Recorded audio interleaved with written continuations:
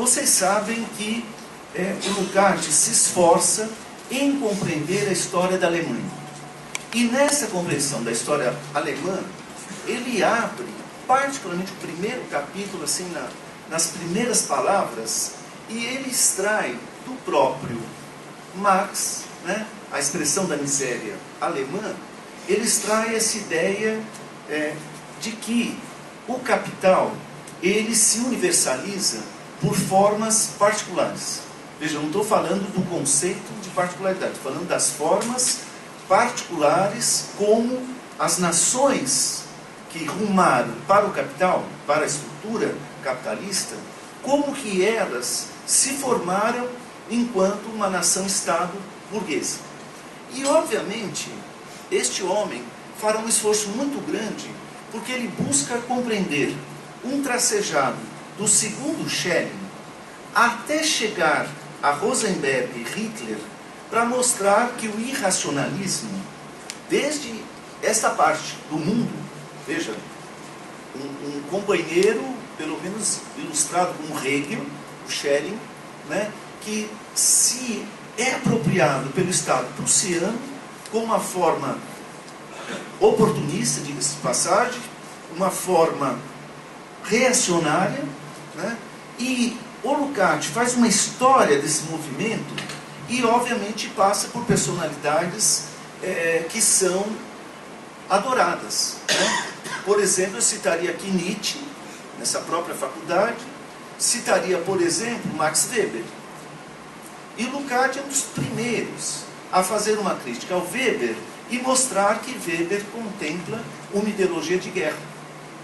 Weber quer que a Alemanha se firme como potência, então toda a sua teoria burocrática não é neutra. Toda a sua teoria do capitalismo enquanto economia cultural, quer dizer, nunca vi, quer dizer, como o capitalismo é disseminado como uma espécie de cultura. Nós temos então uma história que o Lukács tenta examinar esses elementos que deram, vamos dizer assim, vigor e propulsão a uma ideologia imperialista. Por exemplo, Max Weber, que diz que a Alemanha tem que ter um poder sobre outras nações, que diz que a Alemanha tem que dominar outros povos para se afirmar e criar uma identidade alemã. Quer dizer, a guerra colocaria para os alemães uma ideia de identidade nacional. Ora, essa coisa é muito séria, porque o Lukács vai, então, discorrer sobre essa forma particular pela qual a modernização do capital se põe nesse território que nós chamamos de Alemanha. Só que a Alemanha não existe enquanto uma configuração nacional, e ela ganhará essa noção de unidade nacional somente em janeiro de 1871, após a Guerra Franco-Prussiana, na qual a Alemanha, que é a Prússia, bate os franceses. Quer dizer que ela invade a França, apropria-se da região Lorraine e Alsácia, e essa região que ela anexa como território próprio, que o Marx já tinha aventado e adiantado, ela busca dominar a França e subjugá-la. Então, vocês sabem que a própria Espanha, em 1868, teve uma crise porque se queria, para a sucessão real, um alemão da casa Hohenzollern. Então, vocês imaginem se nos anos 70 a Espanha está com um rei alemão, e se a França é subjugada e fica sob domínio alemão, e obviamente este sonho imperial que depois, para os finais do século XIX e começo do XX, a Alemanha toma um território que hoje é a Namíbia, na África. E vocês sabem que a ordem do general von Moltke é exterminar o povo herói. Quer dizer, exterminar o povo da Namíbia. E ele diz, não podemos deixar esse povo nem como matéria-prima para a escravidão. E se cria um campo de concentração. Os holandeses já tinham criado na África um campo de concentração, e o primeiro campo de concentração e genocídio é feito pelos alemães na África, né? Bom, o Lukács, então, tenta se esforçar em compreender a filosofia no seu eixo irracionalista. Obviamente que muitos autores, ele admira o Nietzsche, por exemplo. Ele fala que é um grande pensador, mas ele tenta mostrar e pontuar todos aqueles pensadores que negaram a objetividade do mundo prático, do mundo real. Quer dizer, e quais as consequências que uma filosofia racionalista contém ao negar a possibilidade do conhecimento conhecer objetivamente o mundo e transformá-lo praticamente? Ora, se eu coloco que o mundo é o mundo das interpretações, se eu coloco que os fatos não existem, só existe a interpretação, e depois adicionado pelo Foucault, cada um tem sua paixão e cada qual lê o mundo com a sua paixão. Quer dizer, então nós temos um mundo passional e figurado por interpretações, onde cada qual exerce a sua interpretação. Gente, isso está em A Destruição da Razão. Então eu, contrariando todos aqueles que dizem que assalto à razão ou a destruição da razão é um lixo. Teve um professor que numa aula de filosofia, eu fiz filosofia na PUC, nos idos, que tinha Bento Prado Júnior, o próprio Gianotti, e eu todo feliz, falando para o professor que eu tinha acabado de ler A Destruição da Razão. O professor falou, isso é uma merda. Eu nunca tinha escutado um filósofo falar merda. Eu tinha lido e escrever. O Marx, na ideologia alemã, ele fala que se você reproduzir os pressupostos da miserabilidade humana, toda a merda se reconstitui.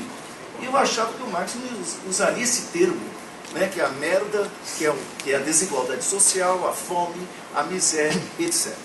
Ora, então, o Lukács parte de um autor que vocês conhecem muito bem, chamado Marx.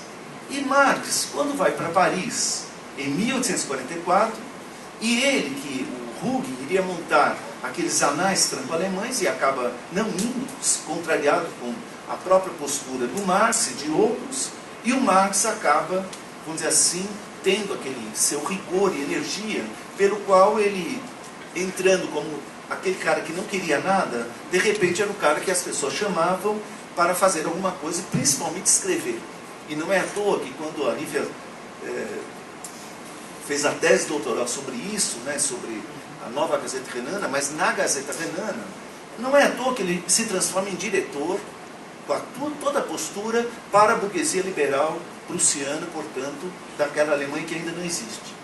Então, o Lukács se esforça em compreender o solo histórico, porque para ele não existe nenhum pensamento aéreo, não existe nenhum pensamento fora do mundo concreto. Então ele vai dizer que nós, quando agimos no mundo, nós respondemos, nós damos respostas, nós escolhemos alternativas que estão no mundo.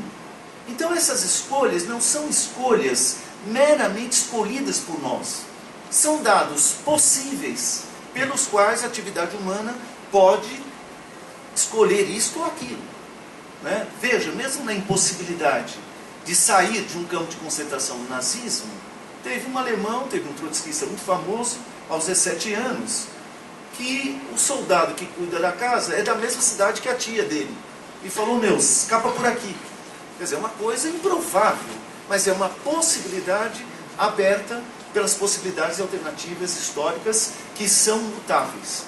Quer dizer, então, o Lukács, mesmo falando essa palavra mágica, né, ontologia, que o Chazin tinha um medo desgramado de se transformar na dialética, como disse bem o próprio José Paulo Neto, né, aquele coronel que falou que dialética é aquela coisa que hora está assim, hora está assim, está o inverso, né?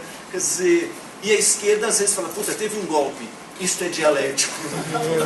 E daí? Né? O problema não é dizer, o problema é compreender concretamente. E o Lenin já dizia que a análise é concreta a partir de situações concretas. Quer dizer, eu não invento nada que esteja fora da objetividade. Por exemplo, quando um aluno fala assim, professor, eu estou em dúvida, eu não sei o que fazer, o que escrever. Uai, olha para o teu objeto, você não está estudando fulano de tal. A primeira coisa que você tem que fazer é estudá-lo, é vê-lo. né? Então essa coisa lucatiana de a ligação com Marx, ele já tem claro que a vida é processual. Ele já tem claro que as relações práticas humanas são objetivas. Ele está claro também que as ideologias têm funções práticas. As ideologias não são coisas soltas do solo histórico. Elas respondem a esse chão histórico. E elas têm uma função histórica. Por isso que uma boa entrada no Lukács é compreender esses